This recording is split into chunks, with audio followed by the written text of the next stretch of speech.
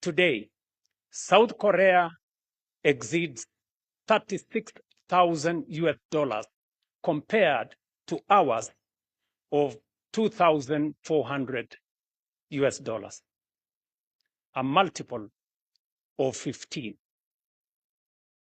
In 1980, when China began its economic reforms, its GDP per capita stood at approximately 200 US dollars. Kenya's was then 450 US dollars. China overtook us, and today has a GDP per capita exceeding 14,000 US dollars, a multiple of 6 compared to ours.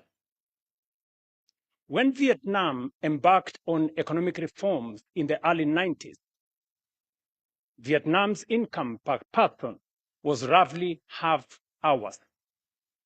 Today, Vietnam's GDP per capita stands at approximately 5,000 US dollars, more than double ours.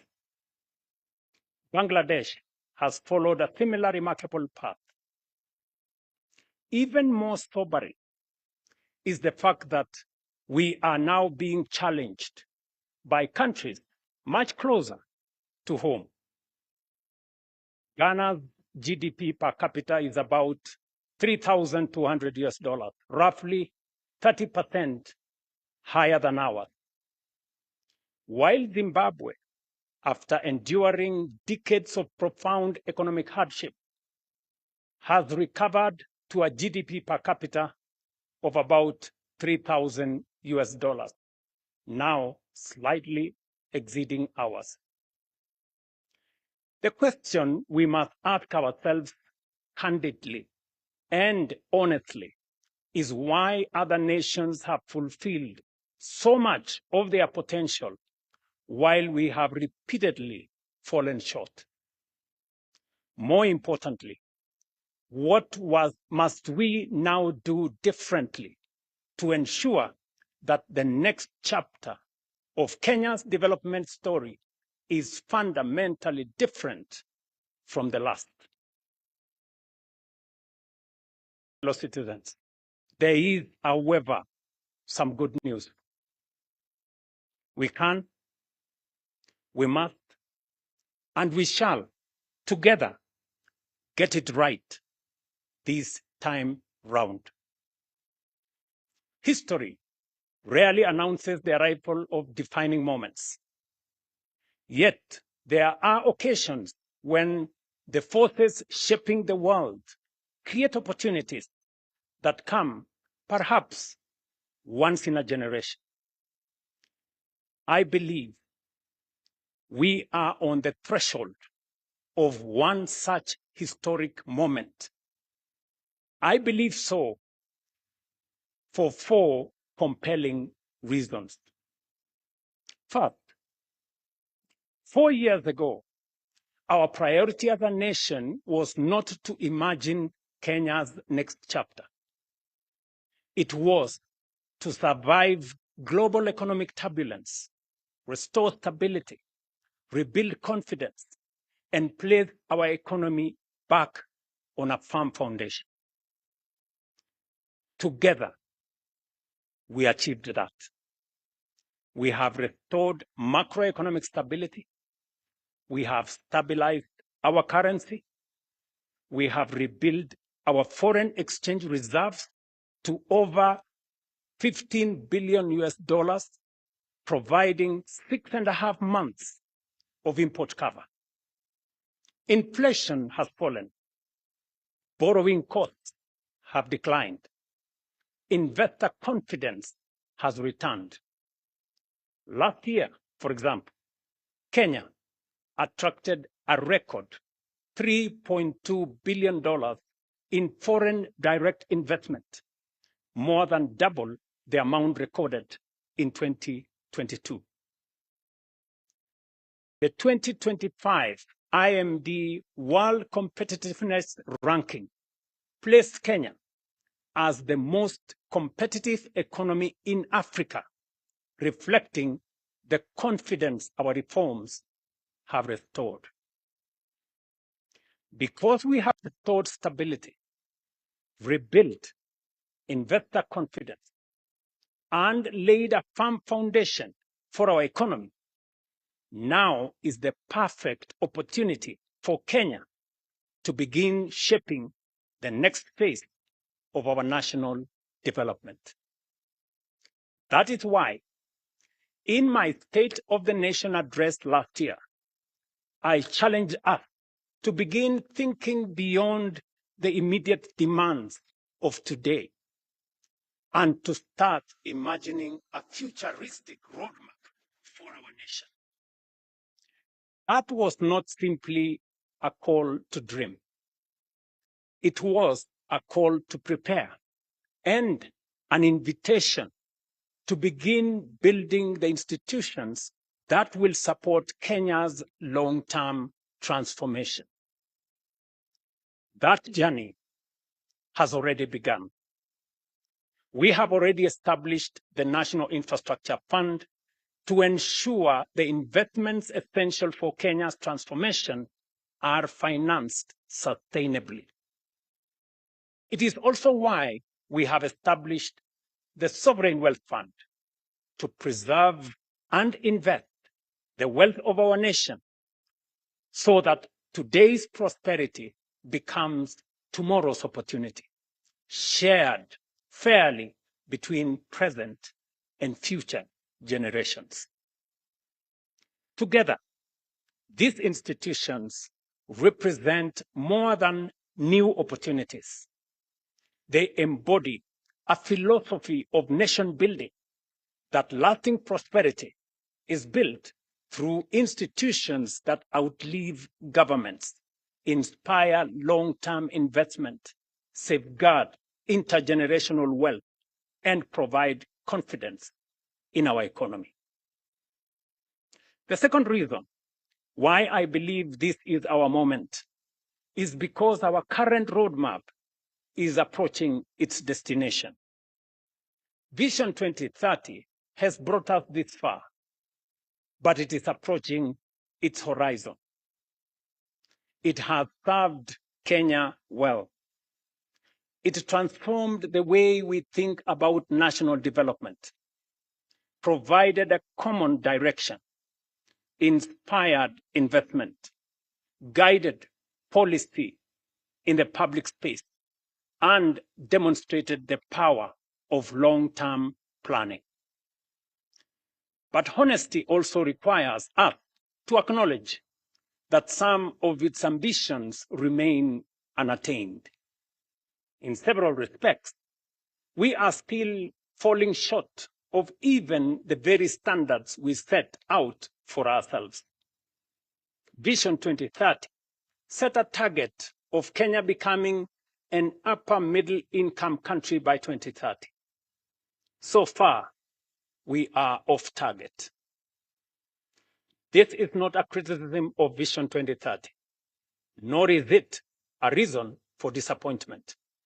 Rather, it is an opportunity to proudly learn from our successes, reflect with honesty on where we have fallen short, and define together Kenya's next long-term vision. The third reason why this is our moment is that the next great wave of economic transformation will, I believe, be African. The world is entering what may become the greatest wave of global economic transformation in the past 6 decades. And for the first time in modern history, its center of gravity is steadily shifting towards Africa. Our continent is the home to the world's youngest and fastest growing population, vast reserves of strategic minerals, immense renewable energy potential, abundant arable land, and rapidly expanding consumer markets. 9 of the world's fastest growing economies are in Africa. And by 2050, 1 in every 4 people on Earth will be African.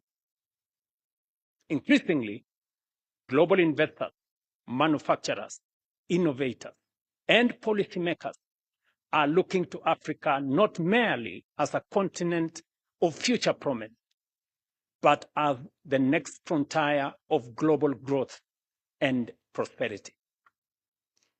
While we may not take full advantage of the previous 3 great waves of global transformation, we have a historic moment and a once-in-a-lifetime opportunity, not just to be part of, but to lead the next transformation. We have positioned Kenya as one of the nations that will define Africa's economic rise.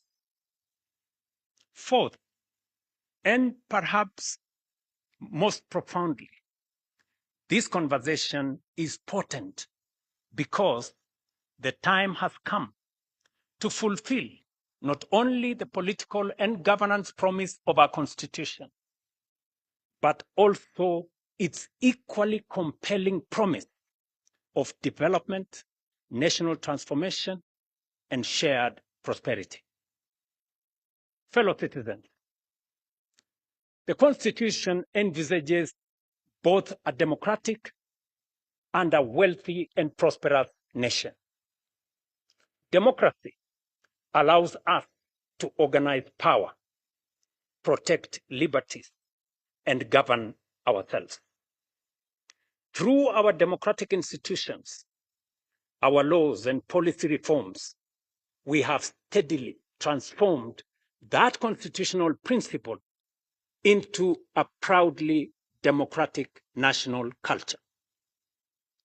The next chapter of our national transformation journey is to operationalize the Constitution's development charter.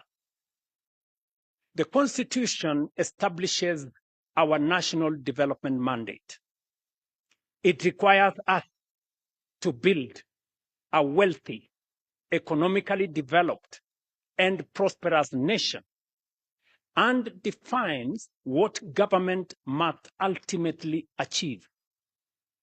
A nation that is just, inclusive, and sustainable. A nation where every Kenyan, regardless of circumstance or place of birth, has a genuine opportunity to thrive. Taken together, the provisions of our Constitution reveal something profound. They affirm that the purpose of state power is not simply to administer the affairs of state, but to expand opportunity, promote human dignity, create wealth, and improve the lives of citizens. Development, therefore, is not simply a policy preference of those who govern. It is a constitutional imperative for the governed. While the Constitution's preamble commits us to build a nation founded on human rights, equality, freedom, democracy, social justice, and the rule of law, Article 10 of our Constitution speaks to patriotism, integrity, accountability, and sustainable development as among our highest national values. Moreover, our Constitution in Article 43 guarantees every Kenyan the right to the highest attainable standard of health, accessible and adequate housing, and reasonable standards of sanitation, freedom from hunger, and adequate food of acceptable quality, clean and safe water in adequate quantities, social security, and education. Together, we must ask ourselves what these constitutional guarantees should mean in practice. What should an education system worthy of our constitutional promise look like? What should define accessible and adequate housing for every Kenyan? What kind of health system is required to secure the highest attainable standard of health as is provided for in the Constitution? How do we ensure that no Kenyan experiences the indignity of hunger and that every family has access to adequate food of acceptable quality? How do we guarantee universal access to clean and safe water, meaningful social protection, and the opportunity for every citizen to live a life of dignity? Above all, what measurable outcomes should demonstrate that we are truly giving practical effect to these economic and social rights as contained in our Constitution? Equally, we have not defined with sufficient clarity what patriotism, equality, social justice, and sustainable development should demand of us as government, as institutions, leaders, or citizens. Yet, these constitutional aspirations cannot fulfill themselves. We must, as a nation, collectively define the standards by which they should be measured and establish a common national development charter for their realization. Until we do so, our development and progress will remain subject to the ebb and flow of political expediency, changing priorities, competing interpretations, and fluid guesswork. A national development charter for the attainment of these noble constitutional imperatives cannot be designed by politicians alone, nor by any single institution, profession, or interest group. It must be shaped by the people of Kenya themselves through an open, inclusive, and honest national conversation. For the Constitution belongs to the people, and so too must the vision that gives it practical expression. They demand the wisdom of our farmers and workers, the ingenuity of our entrepreneurs and innovators, the experience of our professionals and scholars, the moral leadership of our faith communities, the energy of our young people, and the participation of every patriotic citizen who believes in Kenya's future.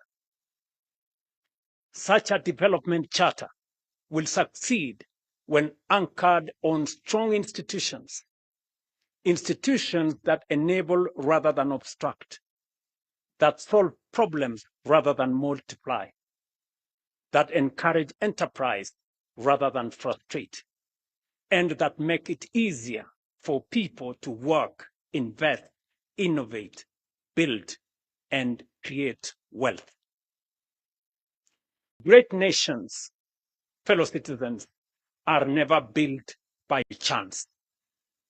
They are built by design, by discipline, and by deliberate, focused national purpose. Ours should be no exception.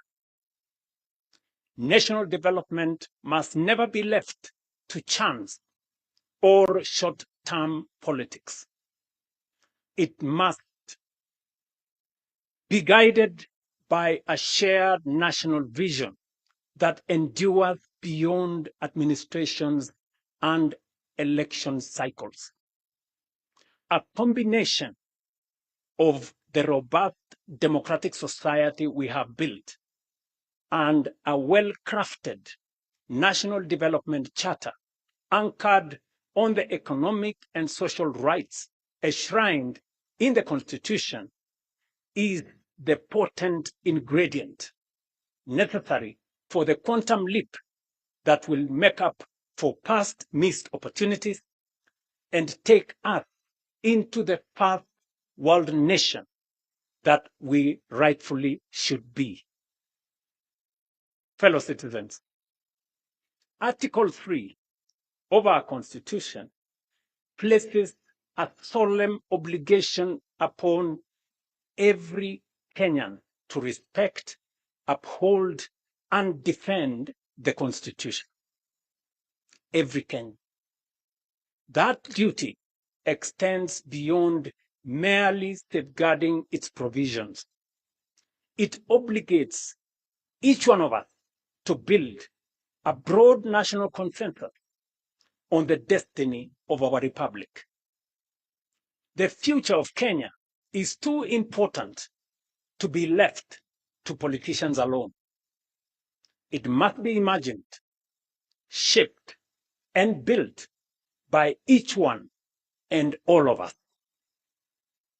Patriotism, therefore, is not only measured by what we say about our country. It is also measured by what we contribute to it, what we build for it, and what we protect within it. Once we, as a people, define the national framework for realizing the aspirations in our Constitution, we will have settled the question of our destiny. Thereafter, the true contest of democracy should be about who has the best ideas, the soundest policies, and the best capability to take us there faster, more efficiently, and more inclusively. That is the political competition our nation deserves. This, ladies and gentlemen, is not a theoretical discourse. The decisions we make today will determine whether our Constitution becomes the greatest instrument of our national transformation in our history or the greatest opportunity we missed. The defining task of our generation, therefore, is to forge a shared national development charter that translates constitutional aspirations into deliberate action, measurable progress, and lasting national transformation. This is how constitutional ideals become possibilities. This is how rights become opportunities. This is how aspirations become achievement. And this is how prosperity becomes lived reality.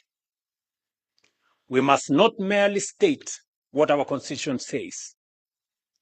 We must fulfill its highest purpose.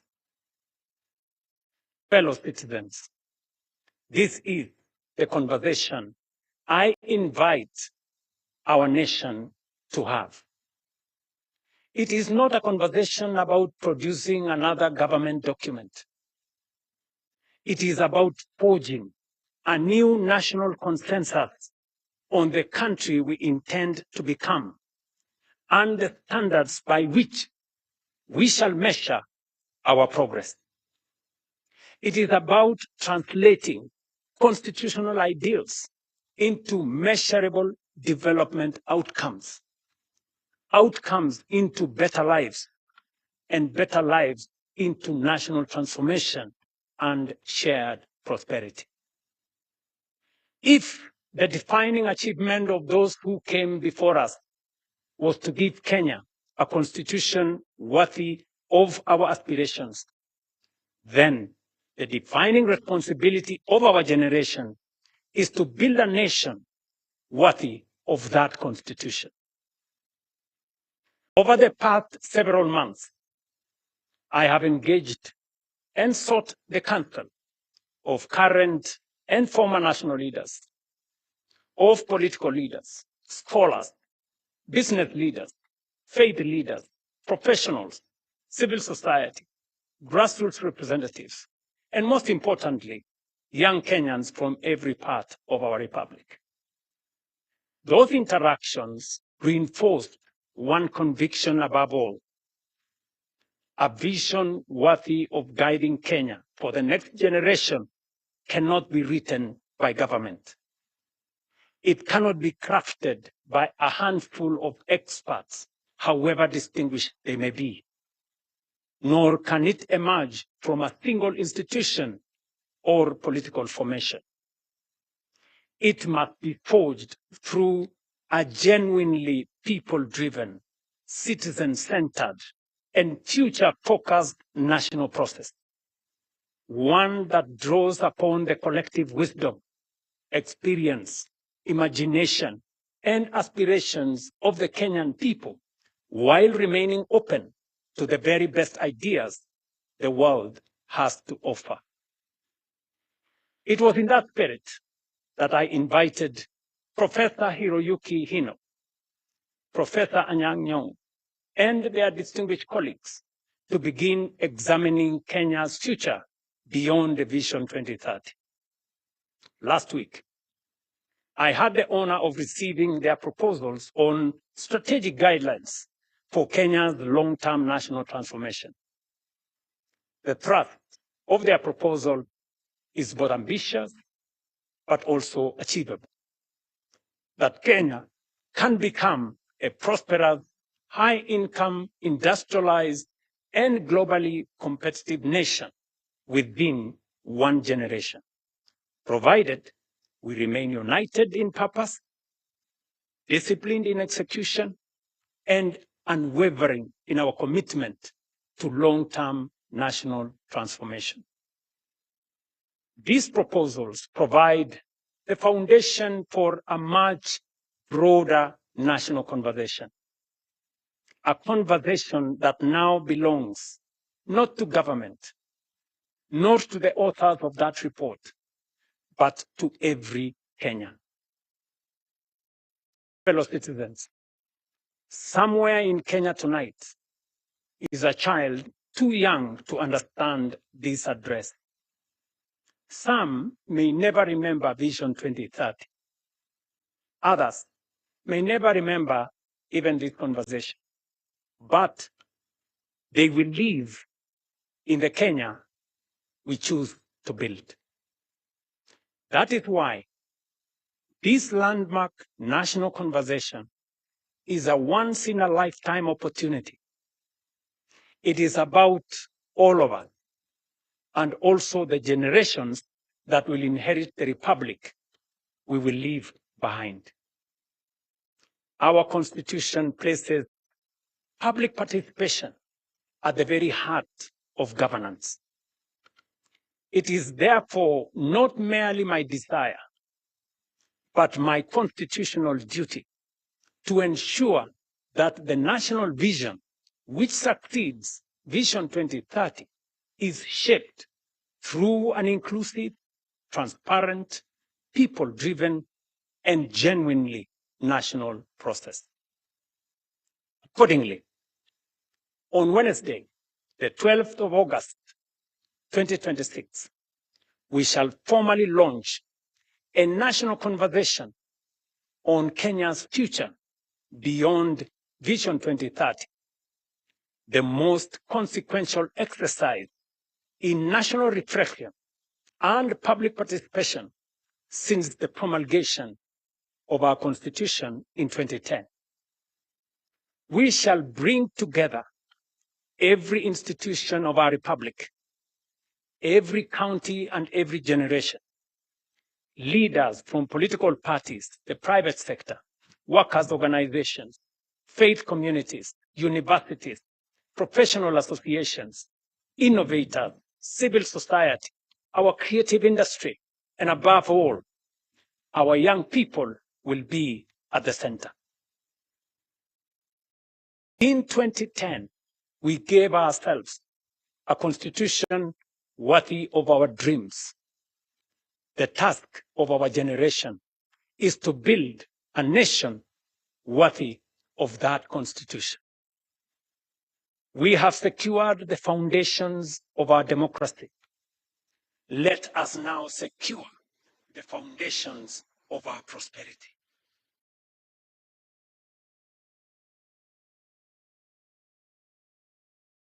We feel not only the left of our constitution, but its highest. Let us rise together, right? That next chapter of our republic. Bless you all. Bless Kenya. And I thank you.